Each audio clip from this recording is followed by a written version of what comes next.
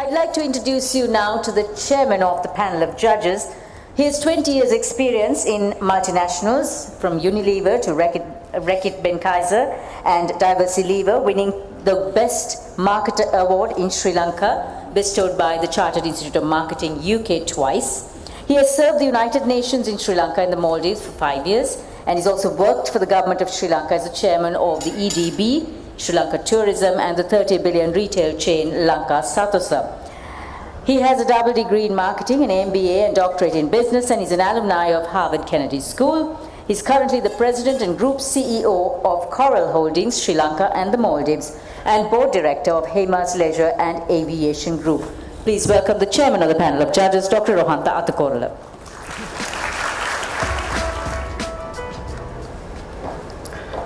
The chairperson of Women in Management, the members of Parliament, members of the Diplomatic Corps, ladies and gentlemen. I every day keep telling myself that this is my last time that I'm going to chair this judging panel, and Sulochana keeps telling, we now have the World Bank also underneath supporting, and I think you guys can't give up, and so this is my 5th year of doing this task for WIM. I hope you will appreciate the winners that we are presenting today. We had 213 contenders. 27% of them were contributions that came from the judges. Judges picked them up. 61% came from contributions that came from companies and peers. And from that 213 contenders, 12% were people who thought they were good enough to get an award. The judging criteria, we looked at the individual contribution they have to the company. We looked at the leadership they have given on innovation, and the reason why we took innovation is because the country requires innovation very badly, which I will show you. And then we looked at in how they're going to drive a team, what is their impact to society, and finally, in terms of being absolute role models. It was a tough task. We had 3 rounds of judging. The first round of judging, we found we couldn't find the correct talent. And 2 days after that, we understood why, because the economy had grown just by 3.8%. I remember Ijaz Ghani, the World Bank economist, when I was working for the UN, he continued telling that if an economy doesn't grow by at least 5%, people don't see it and people don't feel it. And that's why I reckon we found it tough to pick up the winners. So we had first Farzana Jamil, the President's Counsel to an additional Solicitor General who is in our panel. Let's give a round of applause to Farzana.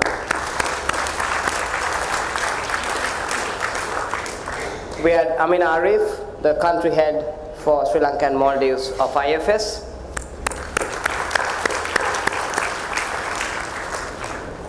Nadija Tambaya, who is Executive Vice President and Head of Legal at John Kills Holdings.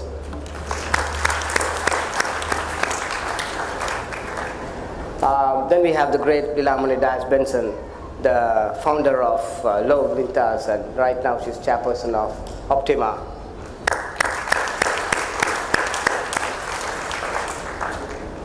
Then we had Tanya Polnovita, who's Managing Director of Hellman, Worldwide Logistics, a global top company, and she also heads the Italy Business Council.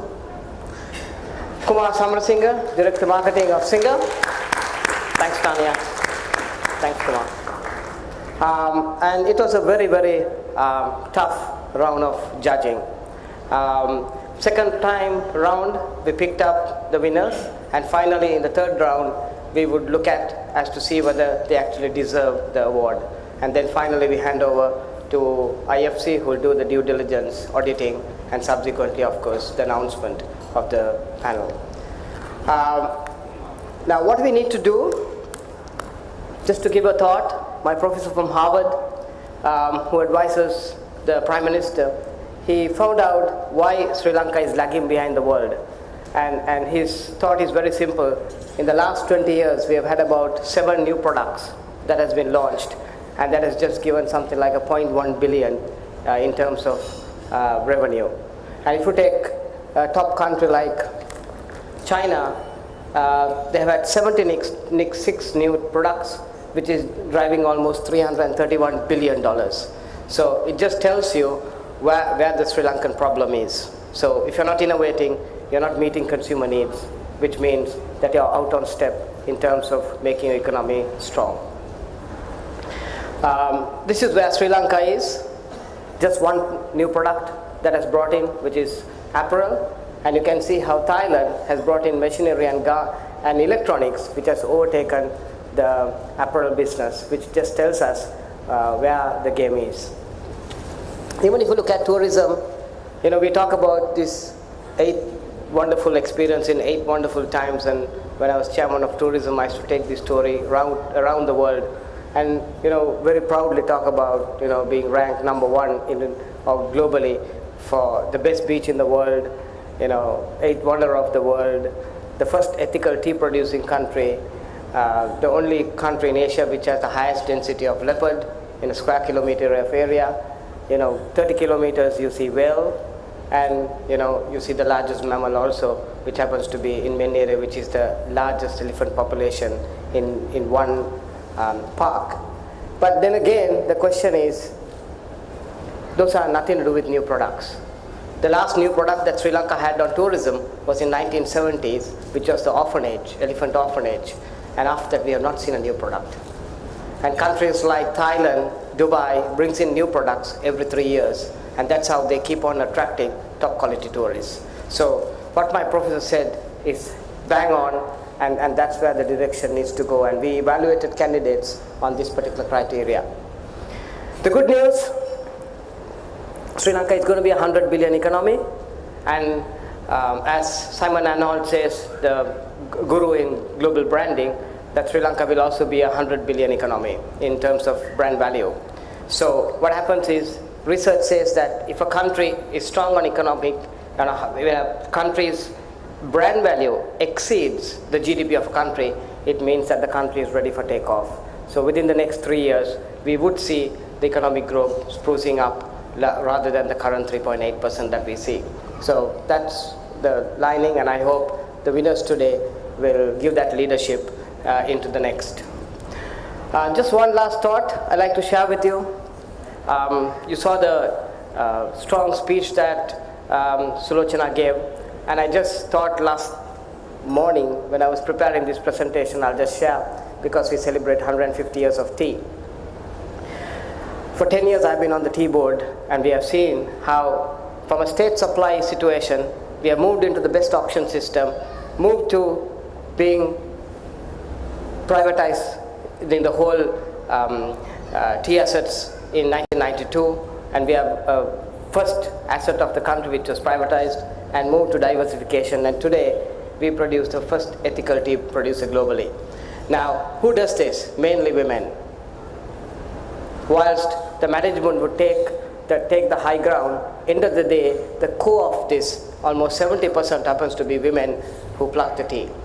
So that's the strength of this gender in terms of the link to the economy. I just took apparel again, same thing.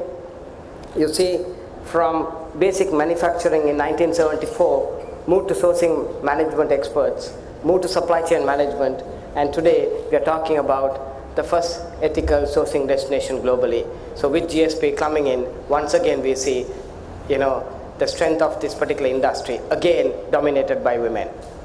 Almost 70 to 80% of the people who work there happens to be the core are the women.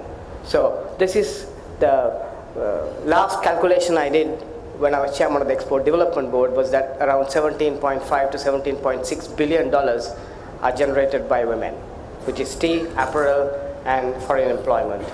And then if you take cinnamon, which is about 1 million. So that's where we go. The clothes get lesser and lesser, so I better stop. Thank you very much, and enjoy the weekend.